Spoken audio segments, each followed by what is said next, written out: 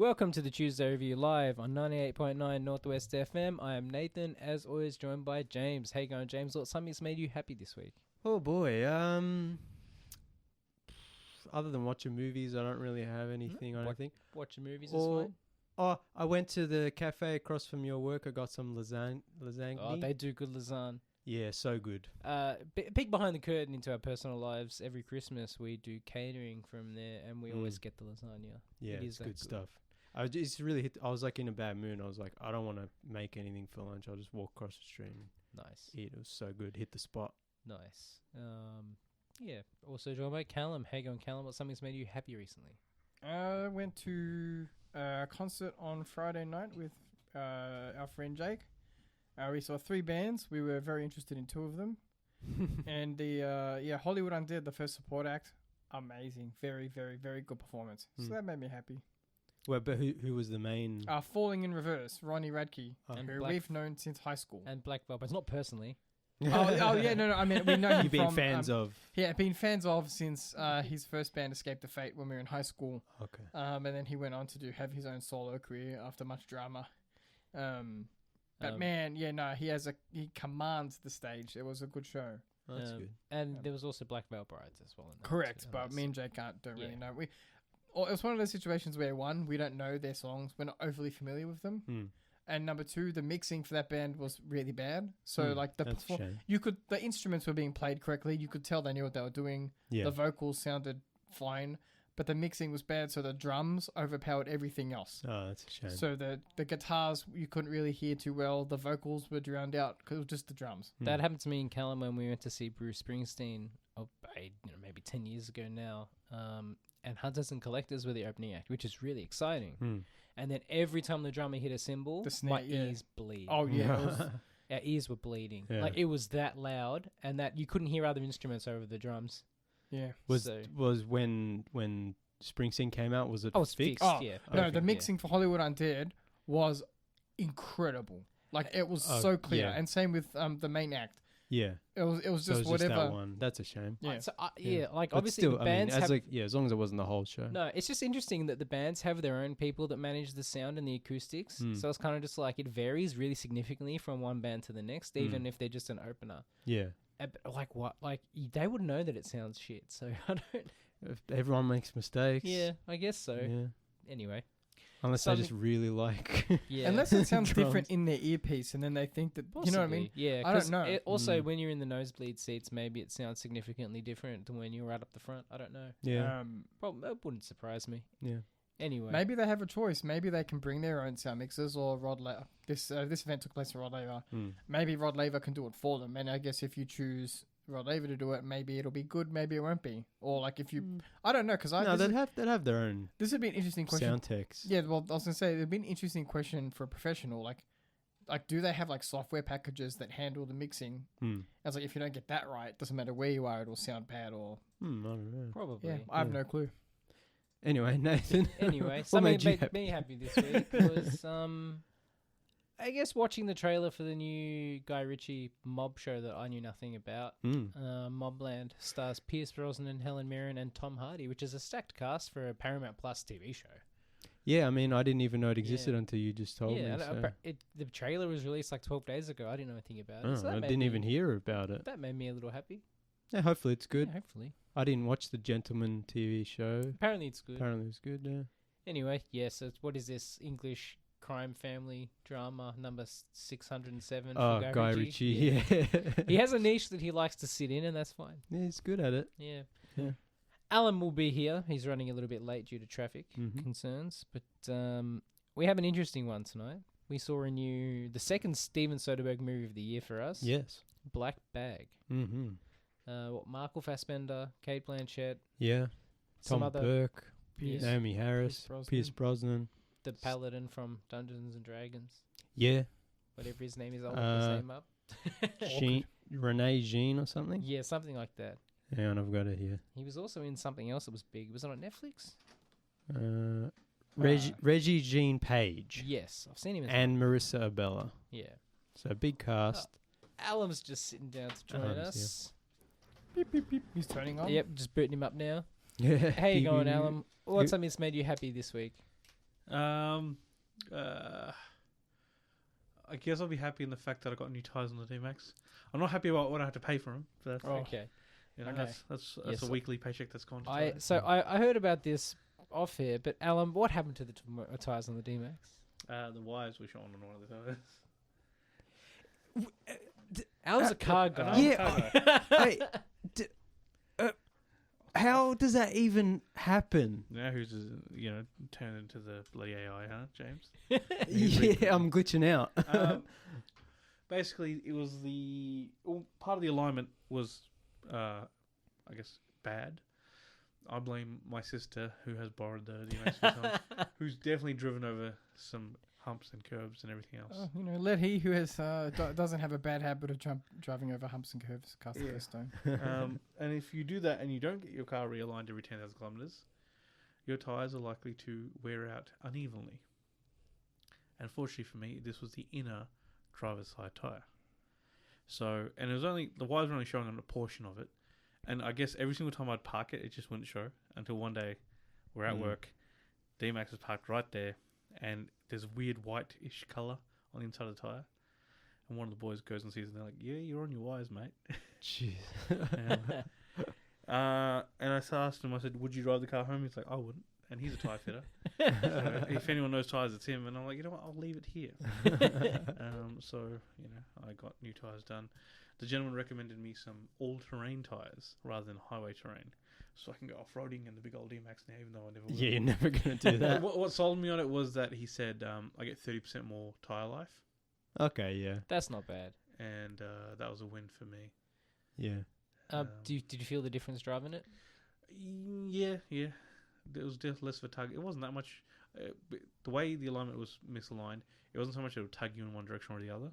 It's more that the tyres would just sit kind of unevenly. That being said, a big issue with all-terrain tyres is road noise, and I don't see a difference, so I'm very happy. That was my only concern, because the guy promised me no more extra road noise, and I said, if it's going to be noisy, because if you ever see like a big old ute drive by, and you hear that sound, you can hear that in the cabin too. It's because they've got mud terrain tyres on, which are only supposed to have purely for off-road use, but they've got them on tarmac, and it makes that horrendous sound, which how they put up with it, I don't know. But I don't want to put up with that. Yeah. I'm old. Yeah, that's it. You're not an 18-year-old tradie. Exactly. Yeah. On his red peas and his big old ute. Yeah. Anyway, we were going to talk about Black Bag before we got into Alan's car story. Yes. Yeah. The new Steven Soderbergh spy drama? I won't call it. Yeah, I guess it's a thriller. Light thriller. Yeah. Light thriller. Yeah. Talky thriller. Yeah. Very dialogue heavy. It's more in the vein of, well, first, like Nathan said earlier, this is Steven Soderbergh and screenwriter David Koepp's second movie of 2025. Presents came out just a couple months ago. And we're still in the first third of the year. Yeah, and we saw that, and that was good. And now he's got Black Bag, and this was even better. I really like this. Yeah. It's more of a like spy espionage thriller, like drama in the vein of like maybe like a John le Carré or like a Slow Horses, like more realistic. It's not like a James Bond gadgety. It's not action heavy. Yeah, it's not really an action-y adventure movie. It's more just about a mystery. The mystery of I would say I'm enjoying this whodunit aspect of it. I'm enjoying this kind of traipse into like mid-budget movies that Steven Soderbergh's kind of giving us this year. Yeah, and that's what I was gonna say is like this is a great movie, a mid-budget movie that we don't really get at the cinema anymore. And I'm glad we got the opportunity to go to the movies and see a movie like this. Yeah, so like, last week I was talking about Mickey 17. I was like, look, it wasn't great, but I'd go out in the movies and support it because they don't really make movies like this for like mainstream cinema releases anymore. And same with Black Bag, where I think Black Bag is a great movie and I think you should definitely go out and see it. But I think also like, times are tough and, people might not want to spend their money on like a spy thriller drama, when they could, spend the money later on a bigger more spectacle movie. But I'm like, no, this is the kind of movie you should be spending all your money on because they don't really make movies like this as much anymore and release them, theatrically and wide 100%. release. So our parents went to see this film, and they really liked it. And Yeah. one of the things our mum said was she goes, she was talking to one of her friends, Debbie, and she goes, it was really good because it's an adult movie. Like that's how she calls it. That's what she calls it. She's like, it's a movie for adults. That's what. And she goes, there's no explosions. It's interesting and there's talking and it's like an old fashioned film is what she calls it. Yeah, exactly. It's not like a new movie where it's like like these new movies come out and they're all actions and car chases and CG and it's all made for the widest possible audience. So Yeah. it's like there's nothing in there that's too violent or racy or whatever. But there also has to be that action to keep people awake. Yeah. It has to be action or a joke every 45 seconds. Yeah. Otherwise, they're going to lose the kids. Yeah. Whereas Yeah. this is good old fashioned but mature. So I think themed- boomers would get a lot out of this too if they're I think it's People also like Christian would just pull out their phone very quickly and just. but he does that for everything, He so does. it doesn't matter Did what. you do that for Wicked? No, apparently he locked No, in. he was locked in for Wicked. Okay. Yeah. So You know there's what? some- Although Christian would be upset because he would be like looking at Michael Fassbender. He'd be like, "It's not the 1960s, old man." He'd be like critiquing all the fashion in the movie constantly. Yeah. But no, but apparently he's like watching. Even when I talked to him after he'd seen Wicked, he was talking to me about it, and suddenly it was like the guy in Mad Men in the cinema. You know what I mean? Like the Smoking a Don cigarette. Draper smoking. Oh yeah. But even when he talks about it, he suddenly brings out Deep Law. He's like, it was like this in the book, but they changed it like this because this was the way it was in the play, but you can't have it that way because of this reason. And I was like, Look, this is his area of expertise. Silent producer Christian is a very interesting person. Yeah. We could go on all night about him, but let's move on. Oh no, I just thought it's just an interesting story about like some people who don't like movies. Actually, there are some films where they will bring out like a whole book of knowledge about one everyone specific everyone area. has like Wicked a is also specific its own sort of So, but actually, when Wicked 2 Part 2 comes out, I was gonna watch both of them because I didn't want to watch the first part on its own because I'm like, it's not the whole story. You can subject yourself to that by yourself. Oh no, I'm not gonna pay. I'm not gonna pay to go to the I was gonna movies say, for it. No, he no, can no, go no, with no. Christian. You know what? He can go with Christian. Yeah. Yeah, that's fair. If Christian pays, I'll go. He might actually. Yeah. Well, I mean, we'll find out. probably Maybe. will. Christian doesn't listen, but hey, Christian, it's a date. But yeah. Anyway, I did plan on because I know I'm probably not gonna like Wicked, but it's like I want to see it because everyone's talking about it, and Look, it might be good. I don't know if you listened to the small episode me and Alan put out for it. I didn't enjoy it. Yeah. You know, just thought it my was very- problem is I was ruined before I'd even seen it. Sorry, Nathan, for interrupting. No, We should really move on to Black Yeah. Bag. Anyway, Black Bag. Well, yeah. no, it kind of relates to Black Bag in a way. Yeah. Because I was gonna say, like, if you look at behind the scenes photos of Wicked, it looks gorgeous. The sets are painted, they look beautiful, and then the movie comes out and it's Looks drab. like garbage. It's drab. It's all muted colors. Yeah. And what I was gonna lead into with Black Bag is the way that it's been shot. The lighting looks gorgeous. It looks like a film. Yeah. Like an old-fashioned, like a film, a movie. Yeah, it's Which, really like, you don't like movies like Wicked. They just don't want to, for whatever reason, they're not interested it's the in Marvel. It's the Marvel like flat digital color grading and CGI garbage kind of thing. Whereas this isn't a movie. Like it's even though it's just set in rooms and buildings and like stuff. It's like it's a stylish, well shot movie. Like the lighting looks really nice in this film. Yeah. Whereas like shots again, sorry to bring up Wicked again. It's like shots from Wicked, like there's no discernible direction that the light is coming from. Yeah, You know, because it's all just kinda, digital garbage. Yeah, that whereas they like this film has flatten and all. lots of natural lighting. Also, the lighting in Black Bag's really interesting because it's like, especially at the dinner table when they have all those lights on the table. Yeah, it's like what soft, the hell? And soft, it's like, bloomy looking lights. yeah, it's like bloom, a lot of bloom and. But normally I wouldn't be too keen on bloom, but in this film it really adds. No, to it wasn't like lens flare. It was just some nice blooming. And, it looks really nice. Yeah, and I didn't actually know that Steven Soderbergh shoots most of his movies. He's the DP on most of his movies, and he just goes under a different name in the credits. Oh, I Same didn't know as an that. editor. He edits lots of his movies under a different name. So not only did he direct Black Bag, but he did the cinematography and the editing. Wow. If one of his movies where he did this one an Oscar, Well, you have to go would up it 3 be under times his in a different name hat. or the assumed name? That's an interesting And question. if he won the award for best director and then say best editing, would he just put on like a fake mustache? I wonder. and Well, then I go wonder up to what his the name? rules. I wonder what the rules are for getting nominated. If you're using, like, if there's union rules and like, Interesting. if you're using a different name, can you even be nominated for that Yeah. Maybe you'd have to register your pseudonym. Interesting. Yeah, he just comes up because in there are some directors who don't he use uses their... he uses his mother's name for the editing credit, so he could do a substance staple her face over. Like Well, there are some wig. directors who don't go by their birth names, so it's like... No, but this is different. No, I know what you mean, but I'm saying like maybe you could register your name Yeah. with the academy, so it's like, oh well, I'm submitting this. Oh, this is my pseudonym as a writer, As edit- and yeah, as yeah, a- and then- as an editor. Yeah. I don't know. It's interesting. Interesting. He just Mrs. Doubtfires it. Hello, I'm the editor of Black Bag. I don't know. Yeah, but he's just like we were saying when we saw Presents, like he bangs out these consistently sort of lower to mid budget, like well shot, well made, just solid movies. He's just a solid movie maker.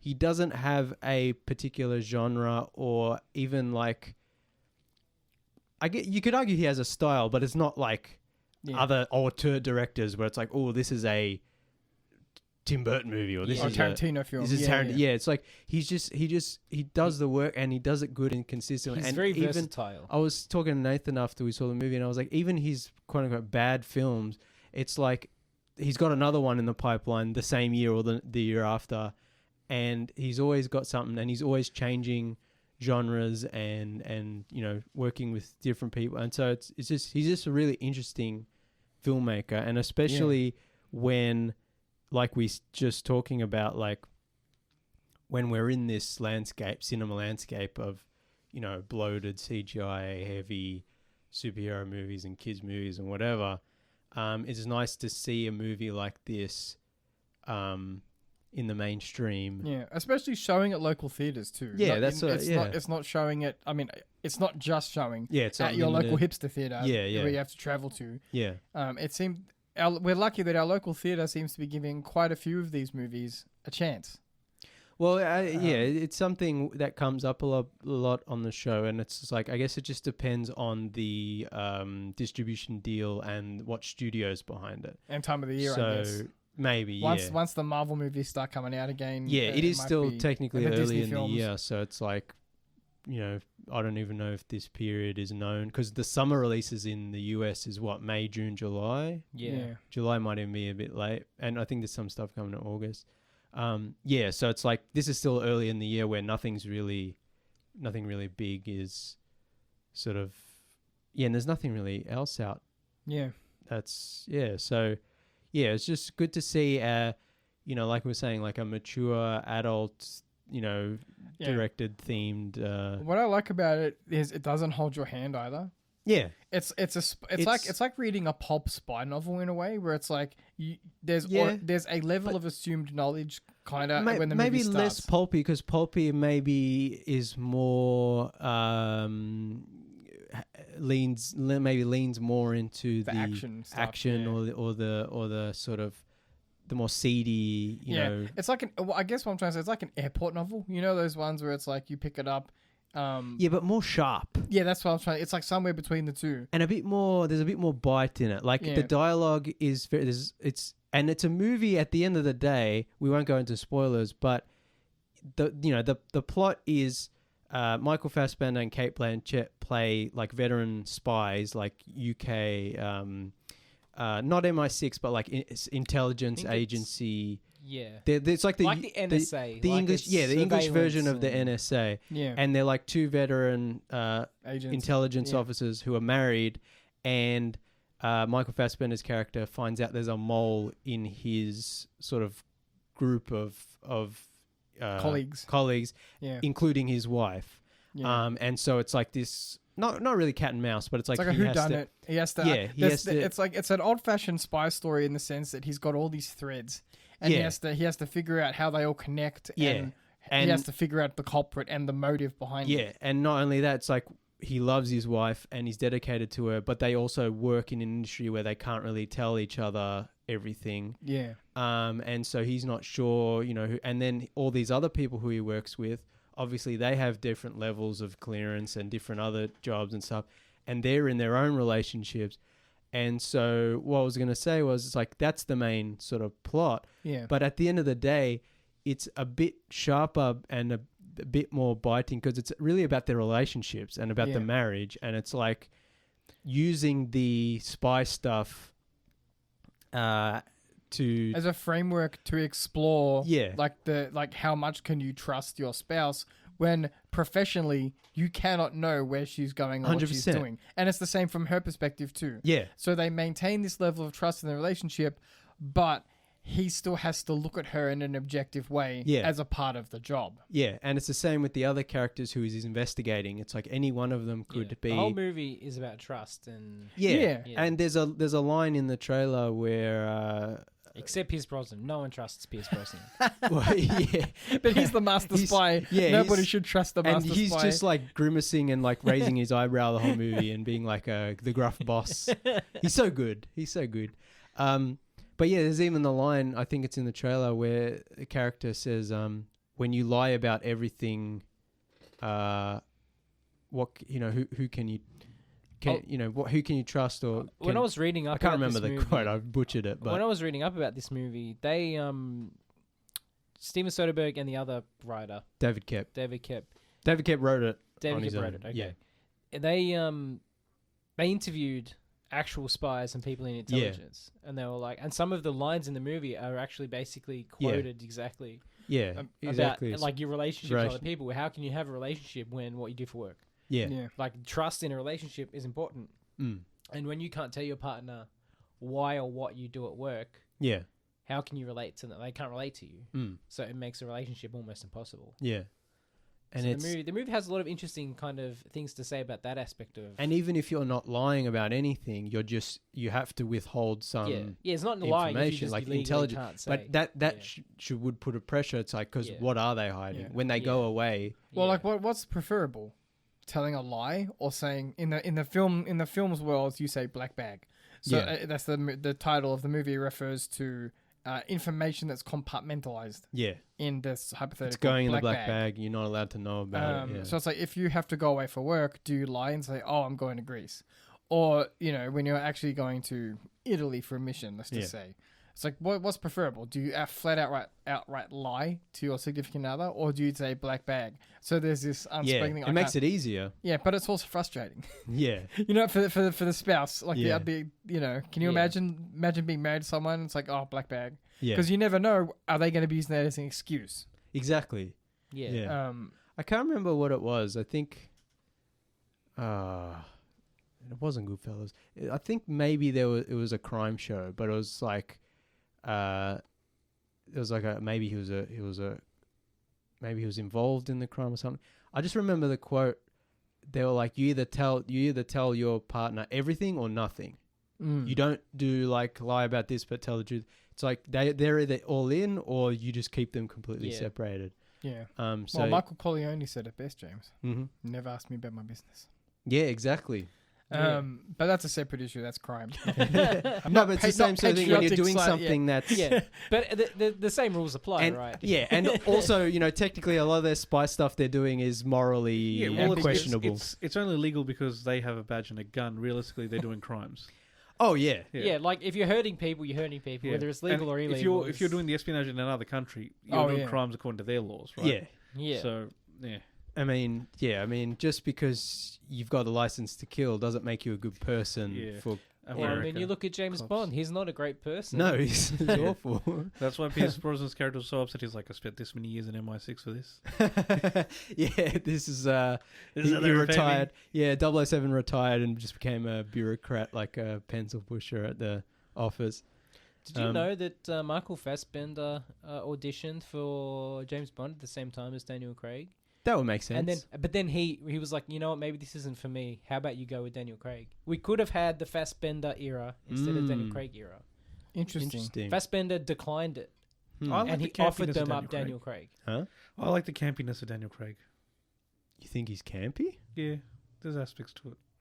I can see that. I don't necessarily agree with it, but I can see it. I don't. I was just trying to think. Are you using campy the right way? I don't think you Maybe know. I'm not. Like Roger Moore movies were campy. Yeah. No, he's not. Wait, have you seen any of the old Bond movies? Some bits and pieces. Yeah.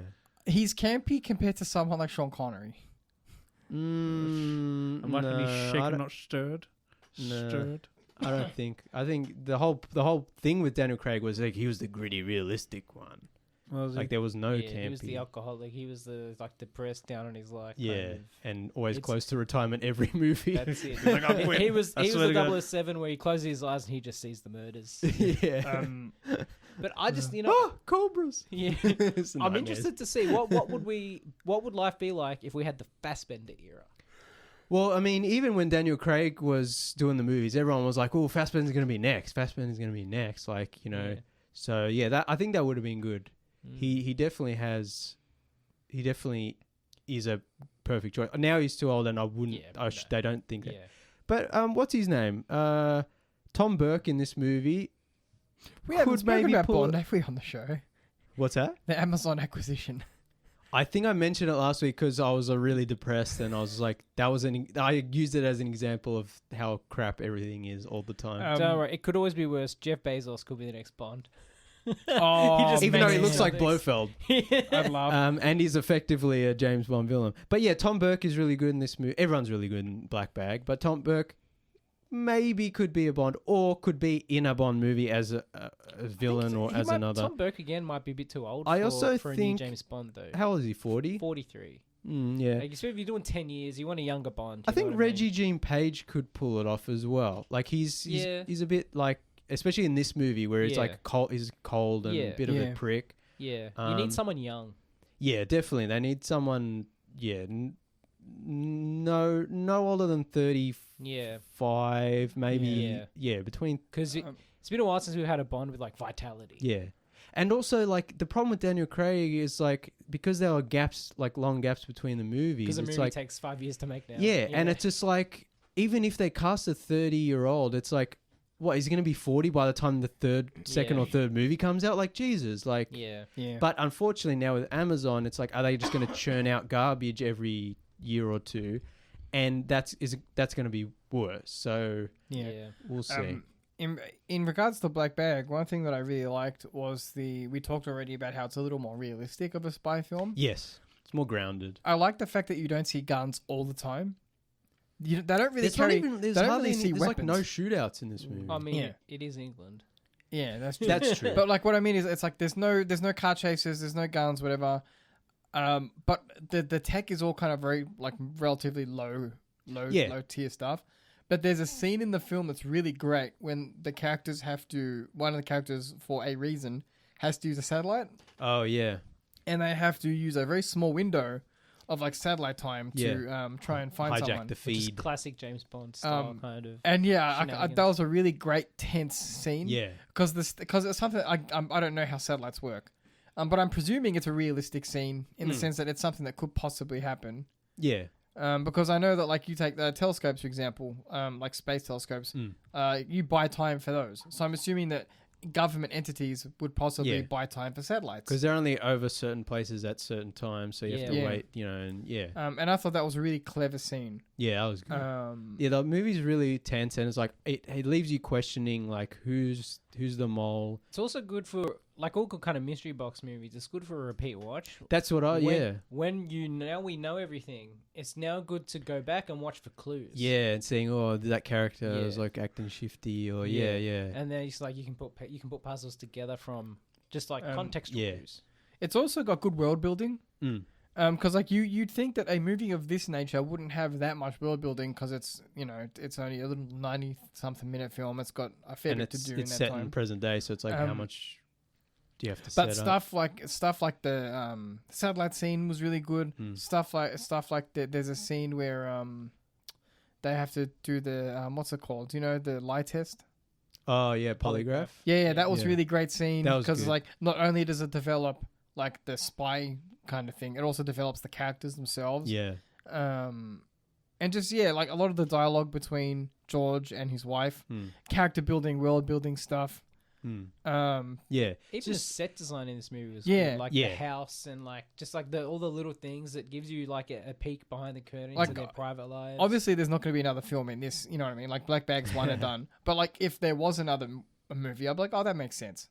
Black Bag 2. Black Bags. George Black has got a Bags. brand new bag. Black Yeah. bags with a $sign at the end. Yeah. No, but you know what I mean, right? I'm like, Yeah. oh, that makes sense. There's another mission. Yeah. Like, I'm not saying Oh it yeah, should in be, this, yeah, that would be cool. but it's like they've developed a world in which it's feasible that stuff happened before and stuff will happen after. Yeah. Yeah. Which I really appreciate. I think it definitely scratches a Slow Horses itch. Like, Yeah. you know, it's that kind of, even Slow Horses gets into the action territory, but it scratches that kind of on the ground, like very grounded. Also realistic- processy stuff. Yeah, processy, like just intelligence stuff. Slow investigation. Yeah. And yeah, it's not a James Bond, like crazy Mission Impossible jumping out of planes. It's just like people in offices Yeah. wearing glasses and being like, Russia's doing this, you know, can we look this up on the, you know. It's also great to have a spy movie, where it's like a core part of the film is information gathering. Yeah. As opposed to shootouts or driving or whatever. Because like we talk about certain horror movies where there's a part of the film where they go out into the world and they try and figure out more. I'm like, this film, I mean, obviously it's a different thing, but in this film, you do have to the characters have to find clues. Yeah. And they have to put those together. They have conversations with people. And it's all for the motive of developing their knowledge of the crime and it's such a wonderful thing, and to see it pay off at the end. Yeah, it's a very tight, well-written movie. Yeah, everything is setting up. Yeah. So by the time you get to the finale of the film, you know, George he's got these clues, and you get to watch him put these pieces together. Yeah. I mean, it's much like a Sherlock Holmes thing where Or Poirot. Yeah, where he puts them together, but the audience might not necessarily put them together at the same time. Yeah. So you get that satisfactory feeling when he explains it all Was at that the Columbo? One last thing. Yeah, he's about to walk out. end. So yeah, I really liked it. Just for those, I think it's satisfying film. Also, it does really have a really good sense of humor. It's not a funny film, but it's got those like kind of a few like real George witty. in his turtleneck, and he's completely silent. So everything trying to phase him. Also, the cinema scene. Yeah, that was great. Yeah. Even spies have to go to the movies sometimes. That's it. I think it's just a really solid, well-written, well-directed movie. And like I said, like it's a type of movie we don't always get in the mainstream cinema wide release anymore. So if you can, I'd say go out and see it. Even, you know, like I said, people are trying to hold on to their hard-earned money for the really big, massive spectacle releases. This is our big massive. But this is mate. Well, I mean, Mission Impossible is coming out in a couple of months, so I wouldn't say that, Nathan. But I thought it was coming out next year. Mission Impossible, no, No, it's I coming thought it was soon. 2026. May, no, IMAX. yeah, Very good. baby. I don't Yeah. know. Me and Ella might go just to the regular cinema because IMAX is uncomfortable. I'll go to for some of the extreme bigger screen. boys. Unless we pay extra for the fancy seats. At the I'm back. happy to do that for Mission Me Impossible. and Callum will go IMAX. You? We'll I'm suss- happy to we'll pay suss for it it. out close Yeah, to we'll the suss day. it Well, yeah, I'll yeah. pay Because what Lord it knows costs, that Lord mate. knows those seats are going to take it immediately, and then Yeah, you have to be real quick. You will just be left with like the uncomfortable seats where you have to like knee 50 people on Well, the side to go I mean, pee. You know, we can always like, you know, see if we can get those premium seats, and if not, then we're like, all right, we'll just go to extreme screen. At Yeah, don't Blue do. or whatever. Yeah, we'll see. We'll see what happens close to the date. Hit Yeah. us up, IMAX. Yeah. Get us one Tom of them Cruise press listens, right? screenings. Send us some. Tom send Cruise, us get us some a press IMAX screening. We'll tickets. love you a long press time. screening. Look, do you have any thoughts about Black Bag before we move on? All right, so when like at the very start of the film, I was like, this is a man who's very obviously on the spectrum, but is way too knowledgeable about people and their behavior to be on the spectrum. And Yeah. Well, he's- it is a spectrum, yeah. so you can be further but like along in. the way he can just have people's tells, like Mm.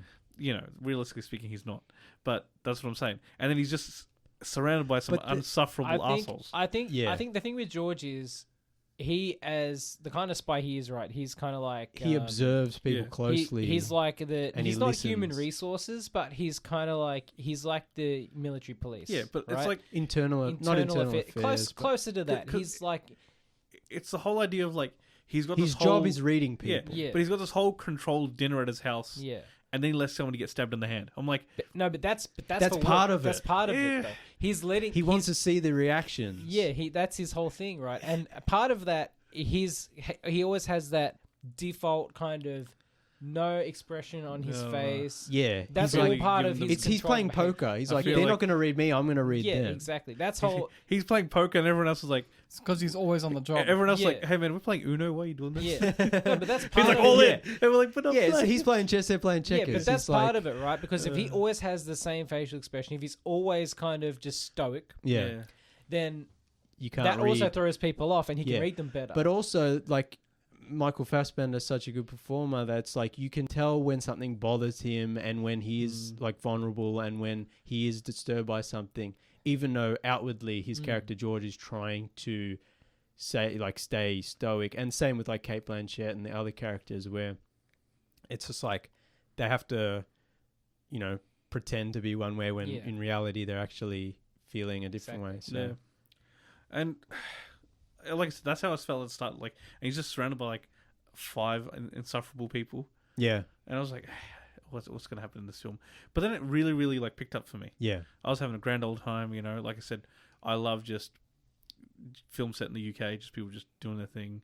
And one thing I commented on when we were getting out of the cinema was, again, I don't know if this is necessarily the correct term, but the way all the lights were flaring in the lens or blurring. Like some would describe in photography as bokeh. You can also say bokeh if you want. Yeah. You can say both. Or we just be vulgar little boys and say, put a little bit of butter on the lens. Yeah. Vaseline. Like, just that overall aesthetic of like, you know, that like the person directing is like sitting there with like a cigar and like listening to smooth jazz. And that's the kind of, It has that kind of vibe about it. Yeah, it's got a not cozy, but there is some of that. There's a little bit of a noir-y kind of vibe about it. Yeah, definitely. That quite enjoyed that. Just especially the night scenes when they're just walking and you see the lights. I'm like, that's nice. Also, like, I love, you know, I've talked about before, I love long movies. You know, a lot of people complain about long movies. I'm like, depends on the movie. But it depends on the movie. But I think this is a good example of a movie, you know, like 90 something minutes. It's like it hits the ground running. Like the movie, you know, when you watch the trailer, you think, oh, there's going to be a lot of setup as to who's the mole and why the blah, da, da, da. But it's like, no, it just starts and like, George is a mole. It might be your wife. And it's like, this is like the first scene. I was like, I was expecting some lead up and it's like, nah, it's like, let's get into it. And it's like, here's the story, let's go. And then you introduce more elements and I just really like that. It's very tight. Yeah, no, it's a good time. Yeah. The only major problem I had when you know, and I know it's nitpicky, but I'm gonna say it anyway. That's your Naomi Harris. She was switching accents. Oh yeah, she did struggle a little bit with keeping up the northern accent. Yeah, and I was like, why are you gonna do this? But see, this is just say you're from London, bruv. But this is the thing. Like when we were talking about what was it, First Omen. And you were like, oh, she's wearing heels. And it's like, that's such a very nitpicky. It wasn't that bad. Yeah, the AI picks up on it, damn it. Yeah. It's like, hey, how are you struggling with heels when you weird heels an hour ago? You're like a CinemaSins robot. You're like, you're like that scanning. I want my plot, you know, airtight, you know. None of these shenanigans. You want no continuity errors. But that's a small problem. Like it wasn't that bad. It was like, what, 1 or 2 lines where she slips. I didn't notice it. Yeah, I mean, maybe it wasn't that bad. Are you sure you're originally, you know, familiarly from the UK, sir? I'm not. I'm Australian. But like I said, it was a good old film. It didn't have the necessity of everyone needs to, you know, like Cate Blanchett needs to start, you know, throwing kicks and all that jazz. Yeah, it wasn't a John Wick. Yeah, there was none of that, and it wasn't necessary. Like the guns when they were brought out were like last resort kind of items. It also holds more weight and impact because it's more grounded. Yeah. You're like, if a character spends the whole movie not in action scenes, and then at the end is like, here's the gun. It's like, oh, this shit just got real. I just love also just having to scan in to get everywhere. Your bloody access card. Oh yeah, key cards. Yeah. Like they know the feel. It is a good movie. Everyone should go see it. I think. Yeah. It's a bit of a slower kind of. It's not a slow burn. It's a very quick burn. Yeah, and it doesn't overstay its welcome at all. Yeah, the pacing's incredible. Yeah, there's no fat on the movie. Everything you need is in every scene. Like it just sets everything set up pretty quickly, and it's a good kind of detective film. Now this isn't a nitpick. It's more about what kind of motor did he have on that boat? Because it's very quiet. It's very quiet and very small. Like stealth motor. Because I'm like, where does he fill it up from? Like the whole motor's under the water. It's like a battery powered thing. I just want to know that out of curiosity. Spy. Because I would have thought that was Special spy. black bag. the way the boat looked. I'm like, he's gonna have to roll it out to get where he's going. Yeah. But next thing you know, he's got that little thing, and he's just moving Yeah, along. maybe it is electric. I don't know. So that seems pretty cool. Yeah. Yeah. Well, Also, he sucks at fishing, but that's not the end of it. I think the fishing. But I think Oh, the fishing is just that's the what I really byproduct like about of the him film. thinking. That's what I really like about the film. It's like that's like the thing he needs to center his mind so he Yeah. can Yeah. It's not about the tease fishing. out the Yeah. Yeah, he can goes tease out the there. He puzzles. goes there to put all the puzzle Yeah. pieces like together. a mind palace. What's that game where you have the Yeah. mind palace? yeah, Twin yeah. Mirror. Yeah, Twin Mirror. That's Yeah. it's like that's such a great thing. Yeah, Yeah. it's a good movie. It's in cinemas everywhere at the moment. Mhm.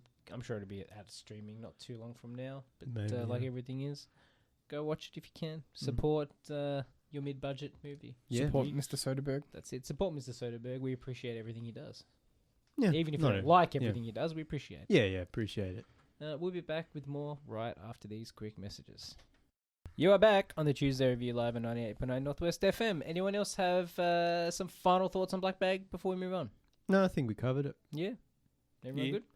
What's everyone else been watching? Invincible. It's Invincible. finished. Did you finish it? Yes. Nice, me too. Nice. No spoilers, but yay or nay? Yay. Yeah. Okay. I think this was. I heard. I'm putting up my nerd finger for Hmm. those who can't see. I'm this. I heard a Actually- diverge from the actually. comics on issue 196 to Correct. 197. Correct. Yeah, correct. I heard it. But I'm pretty sure they've been doing that the last 2 seasons. What? Just like massive divergence from the Oh comics. yeah, the themes are considerably different between the comics and the television show. I Oh, no, I know. I'm done. That's all. Yeah, I mean, I haven't read the comics, but it feels to me like a boys' situation where it doesn't matter that they changed it because it's still good. Mhm. Whereas a lot of the times when they change the source material, they make it worse. like Marvel. So yeah, even though I haven't read the comics, I'm like, whatever's they're doing is working here. So I'm sure if I had Yeah, read that's I'm sure if I'd read the comics, I'd be like, oh, I'm disappointed they changed it, but it's working on the show level, so I'm enjoying it.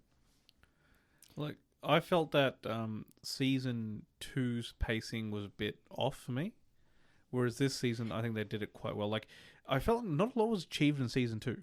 Like you kind of just ran through the season, things kind of happened, but you really didn't get anywhere compared to obviously season 1 being the absolute banger that it was. Yeah, such a banger. Whereas season 3 I think has like kind of brought that punch back. Yeah, the more momentum. Yeah. I guess. Yeah, season 2 also went in a different direction than I thought it was gonna go. Yeah. Like watching season 1, not having read the comic, and then season 2, and I was like, wow, they did that.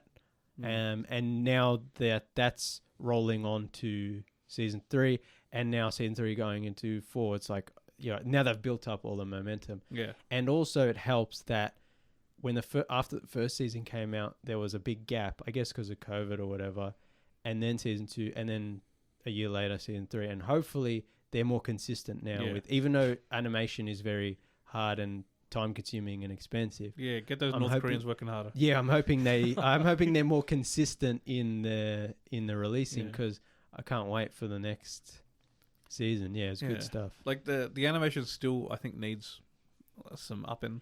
It's not great, but it does its job. It does its job. Yeah. But there were a couple of scenes where it was literally like one frame he's holding the punch, the other frame he's doing the punch. There's definitely, I think what do they call it? They animate on the 2s and the 4s. Yeah. It's like you skip frames. Yeah. It's like quicker and cheaper. I think, with everything technology tries to advance, I think with animation specifically, more than it misses more than it hits with using all the modern technologies. Like they try and replicate. I don't know how they replicate and animate Invincible. But like, especially if they're outsourcing it for cheaper labor. Yeah, those poor North Koreans use like Pentium 4s. Then it's kind of just like, you know what? Then maybe you shouldn't be doing the show if you can't afford to animate it properly. Yeah, that's how I've been feeling that way for a long time. Same you go thing back with CG farming. You go back and you watch some of those classic cartoons or classic anime movies, and when it was done by hand, I understand, anime peaked in the 90s. I know it's a lot of work to draw everything by hand. It costs money, whatever. But man, you look at some of those any Ghibli film compared to some of these modern cartoons, especially like Ghost in the Shell, stuff like from that period. Yeah. Gorgeous. The animation was a complete other. It's like not even the same genre. You know what I mean? It's like a complete other thing. And then you watch Seven Deadly Sins. So the last season of Seven Deadly Sins had some of the cheapest animation in a serious anime that I've ever seen. Yeah. I was so disappointed. half of it is because they use CG and they try and make it look like it's 2D.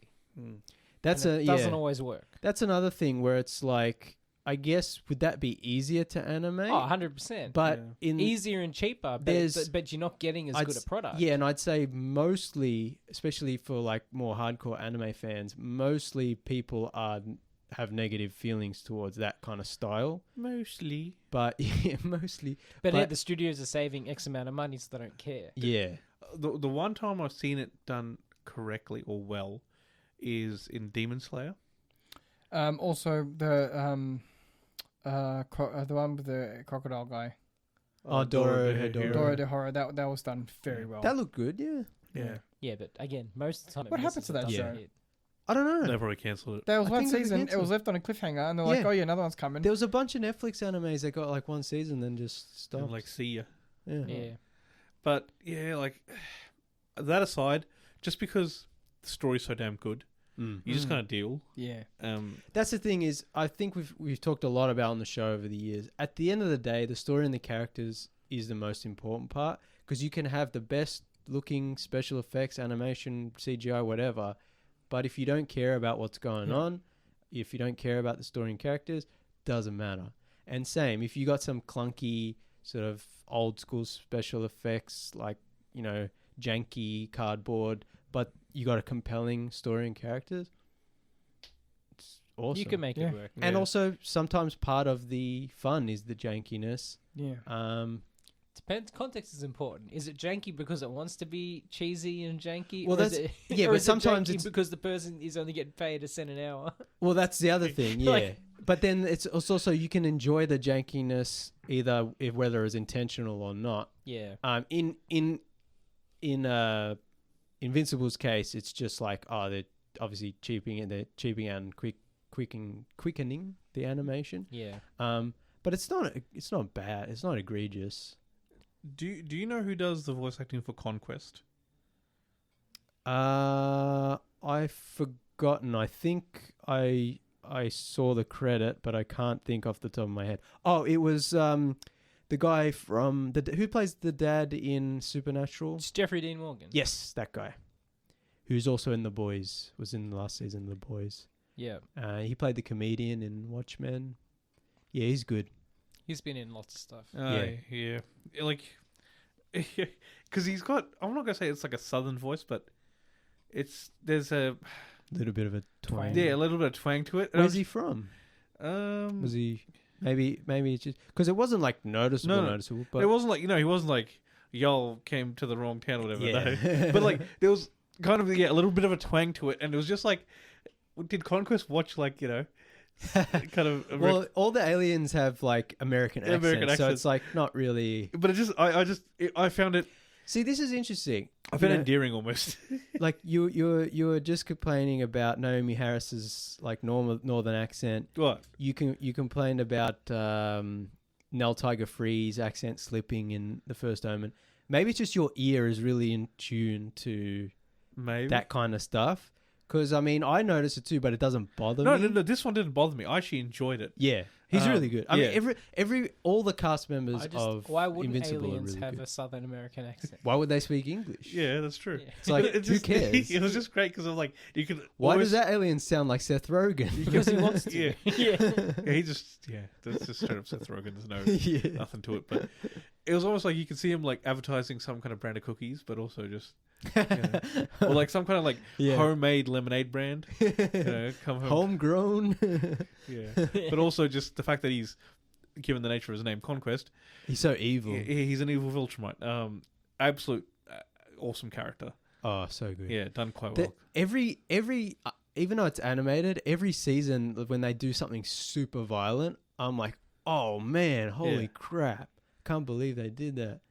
Yeah, it's pretty insane. Like you think Omni-Man was bad, and then you just see Conquest, and you're like, yeah. If you like an Invincible, you boys should watch Solo Leveling.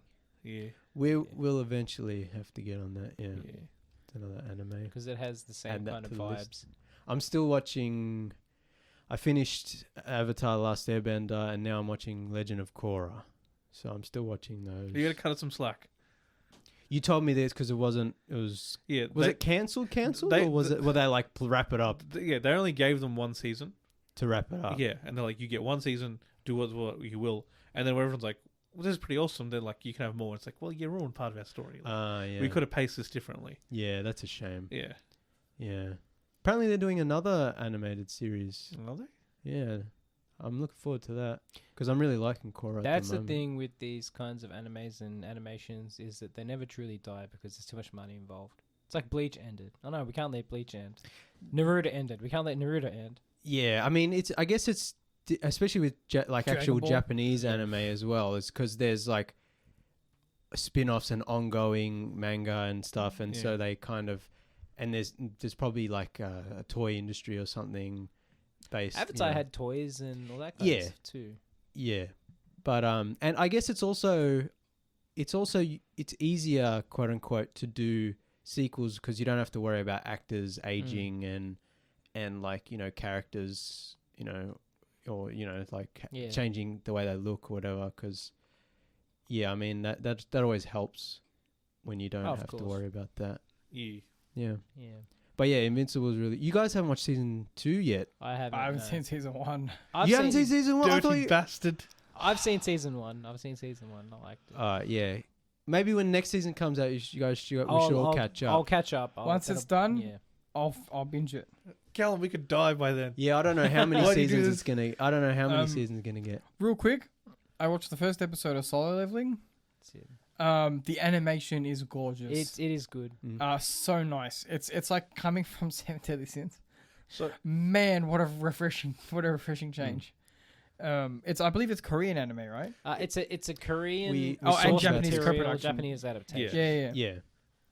Yeah. Gorgeous, really interesting world building. Yeah, I really like the fantasy elements; they're top notch. I'm only on episode 1, finished it, so I don't know what's gonna happen. Have you finished it all? I'm up to date. Okay, but it's still airing. It airs every season. Sunday in Australia. Okay. And I watched the first episode of the Seven Deadly Sins sequel, Four Nights of the Apocalypse. Again, really liked it. The animation was so much better than Seven Deadly Sins. Also, super violent. I was shocked by the gore. In Solo or in the Seven Deadly Sins? Four Nights of the Apocalypse. No, it's rated MA. If you ask Cam next week when he's watching more of Solo Leveling, the answer would be yes. Yeah. But yeah, I was shocked by the violence, like just like blood everywhere, like people getting cut up. It was crazy. Nice. Because Seven Deadly Sins wasn't that violent, No. at least not to the extent. But yeah, anyway, so I'm interested to see if they can maintain that quality over the 36 episodes they've got. Yeah, we'll see. There's probably a lot of those episodes where not a lot happens, so they can save the budget for the. Yeah. Oh yeah, that's me. Yeah. I haven't got a whole lot. Just about out of time, unless anyone else has anything they want to bring up. No, I think that's No. good. Be prepared for next week. Oh yes. Yeah. Get your ether bottles ready. Oh Severance, yeah. definitely. Oh Get yeah, I'm gonna out binge. I'm 3 episodes. better. I'll be 3 episodes behind at that point, so I'm gonna watch them all at once. We'll have to Yeah. be caught up by next week because. No, I'm gonna watch them all at once. Yeah. Have like an afternoon catch Yeah. up sesh. Nice. Big old. So if you want to listen to that episode, you best be watching both seasons because I think we'll go into a spoiler episode. 100%. Yeah. I think so. Yeah. So Severance next week. Check us. Listen in because it's gonna Watch be. everything Ben Stiller's worked for Yeah. in his whole life to His make whole this one show. May Kier have mercy on your souls. Thanks for listening, everyone. We'll be back next week. We're on all the social media platforms at Tuesday Review AU. That's Facebook, Instagram, Threads, Newsmast, Blue Sky, Twitter, and Substack. Did I say YouTube? And YouTube as well. Yep. At Tuesday Review AU on all platforms. Our Substack address is thetuesdayreview.substack.com. Delete Please- Twitter. Delete Twitter.